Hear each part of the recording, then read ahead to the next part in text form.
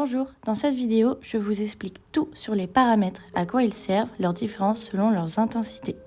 Une fois que votre photo est choisie, cliquez sur l'icône en haut à droite avec les 3 barres horizontales. On commence avec la lumière d'une image, où l'on va retrouver dans un premier temps l'exposition. L'exposition qui contrôle la luminosité générale de votre photo. Le curseur contraste augmente ou diminue le contraste. C'est la variation de l'ombre et de la lumière sur une image. La haute lumière contrôle la luminosité des zones claires de la photo. Si vous allez vers la gauche, c'est pour relever les détails masqués des zones claires. Le curseur ombre contrôle la luminosité des zones les plus sombres de la photo. Révéler les détails masqués des zones sombres. Le curseur blanc pour les zones blancs qu'il y a sur votre image. C'est la valeur de luminosité la plus élevée de l'image, donc là où il y a du blanc. Donc c'est là où vous voyez apparaître quelques points blancs.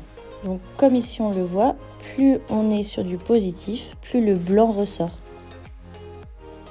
Le noir définit les points noirs, c'est-à-dire la valeur de luminosité la plus basse de votre image. Elle donne de l'intensité à votre photo. On continue avec la couleur d'une image. D'abord, on a la température d'une image. Plus le curseur va vers la gauche, plus on fait ressortir le froid d'une image.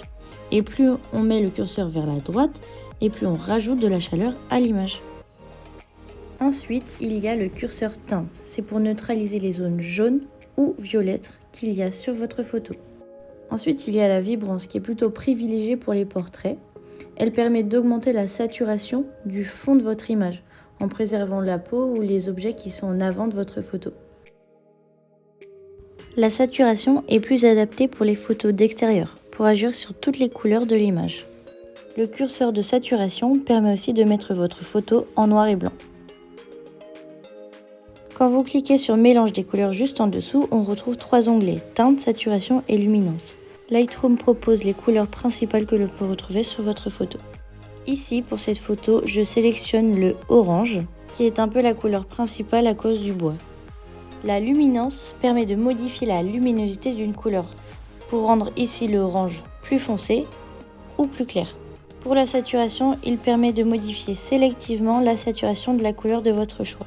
Vers la gauche, ça va un peu rendre terne votre photo, et vers la droite, ça va un peu intensifier la couleur de vos images. L'onglet teinte vous permet de modifier la teinte d'une couleur individuellement. Ensuite, on passe sur les effets de votre image. Pour la texture, ça va soit rajouter de la texture à vos objets sur votre image ou alors lisser ces objets. Le curseur clarté va agir un peu sur le contraste de votre photo.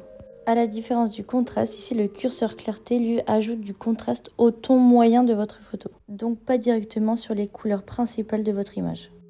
L'effet vignette va rajouter à droite du blanc dans les coins et à gauche du noir dans les coins. Lorsque vous ajoutez cet effet sur votre image, vous pouvez choisir qu'il soit plus à l'extérieur ou plus à l'intérieur et plus ou moins arrondi. Et pour finir, il y a le grain qui est un effet optique. Ça va rajouter un peu de la texture à votre photo, mais attention à ne pas trop en mettre pour ne pas dégrader la qualité de votre image. Vous pouvez choisir la taille du grain et la cassure.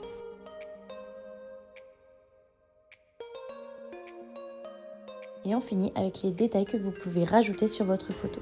Tout d'abord la netteté. Si votre photo n'est pas nette à 100%, vous pouvez modifier légèrement ce curseur. Ensuite, il y a la réduction du bruit.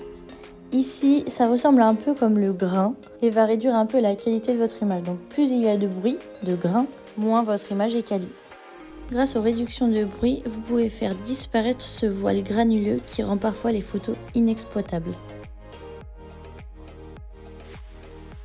Vous avez maintenant créé votre filtre et vous pouvez voir en cliquant longtemps sur votre image le avant-après.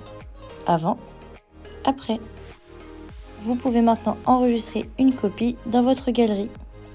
J'espère que ces tutos vous aideront à utiliser l'application Lightroom et maintenant c'est à vous de jouer.